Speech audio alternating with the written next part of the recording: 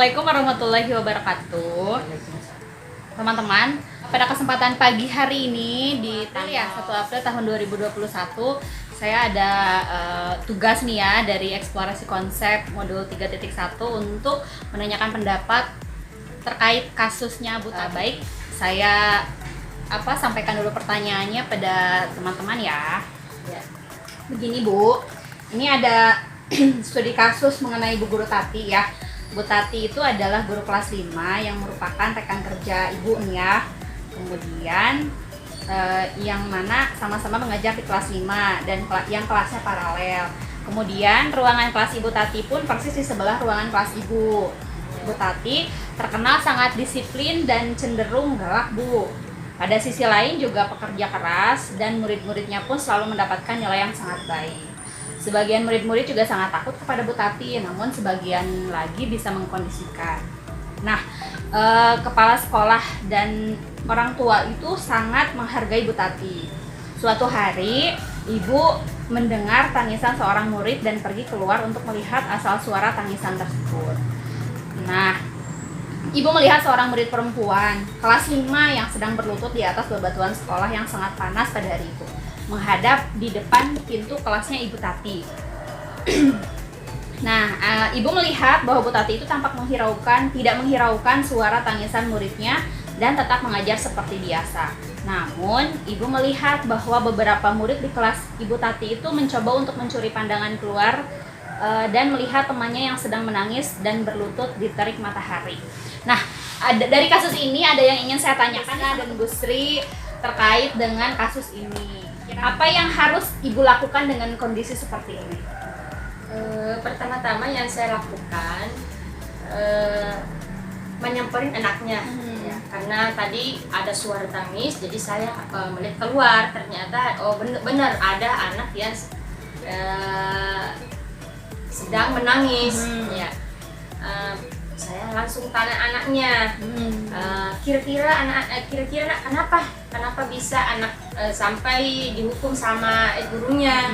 Nah, setelah itu saya berusaha menenangkan anaknya biar anaknya bisa diam. Tentunya saya tidak langsung menyalahkan ke gurunya, juga atas mungkin penjelasan anaknya. Jadi fokus ke anaknya dulu gitu fokus ya. Anaknya dulu, saya tanya dulu. Ya. Jadi persoalannya apa? Kenapa bisa anaknya sampai dihukum menurut saya seberat ini gitu. Itu aja yang saya lakukan untuk pertama kali. Baik, kalau Bu Sri bagaimana nih? Iya sih, intinya kita pertama itu kan menenangkan anak, karena anak kan dalam istilahnya stres dan rasa takut kan. Kita tenangin, mungkin kita bawa ke tempat yang lebih nyaman buat dia, adem, kita rayu, kita beri minum, kita tanya kenapa sampai kejadian seperti ini. Baik. Oke. Jadi kita fokus berdua sepakat ya ke anaknya dulu ya, lebih fokus ke anak ya kan. Nah, menurut Ibu nih dalam kondisi seperti ini, apakah guru lain itu dapat menginterupsi gitu ya, dimana pada saat itu adalah seperti wewenangnya Bu Tati gitu. Apakah kita boleh ikut campur untuk menginterupsi kondisi seperti ini? Bagaimana? Kalau menurut saya, ini kan cuman naluri aja ya. Sebagai seorang guru ya, mungkin setiap guru pasti beda-beda cara menangani muridnya. Cuma ya karena saya terdorong karena anaknya nangis terus, bagi saya sendiri ya itu kalau menghukum anak menurut saya nih jadi saya nggak mau masuk di dalam wewenangnya Bu Tati. Ini menurut saya pribadi aja. Kalau menghukum anak itu tidak mesti harus menghukum secara fisik. Boleh aja kan, kita sebagai pendidik bisa aja kita kasih sebuah hukuman sama anak-anak bila anak melanggar, yaitu memberikan tugas berupa mengerjakan soal atau pokoknya yang sifatnya mendidik. Nah, menurut saya, tapi ya itu wewenang daripada Ibu Tati. Baik. Menurut Bu Sri gimana nih? Kalau menurut saya, kan kita istilahnya satu sekolah satu kesatuan. Sah-sah saja kalau kita mau interupsi. Dalam arti kita memberitahu kalau hukuman untuk anak itu ada kriteria atau ada batasan usia. apakah yang seperti itu pantas untuk anak usia seperti itu gitu, jemur anak ya. Jadi seperti itu kalau menurut pendapat saya. Jadi kesimpulannya, apakah menurut Ibu bisa nggak sih kita interupsi gitu langsung ke Bu Tatinya nih? Tadi kan udah ke siswa ya, berarti sekarang langsung ke diri Bu Tatinya. Apa kira-kira yang akan Ibu lakukan terhadap Bu Tati? Langsung ke Ibu Tatinya, saya rasa sah-sah aja ya.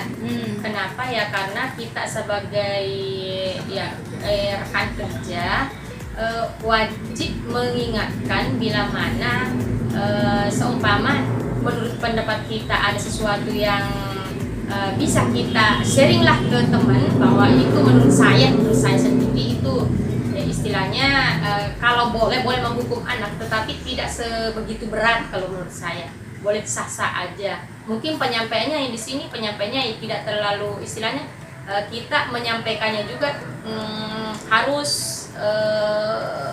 apa tuh namanya ya, yang baik.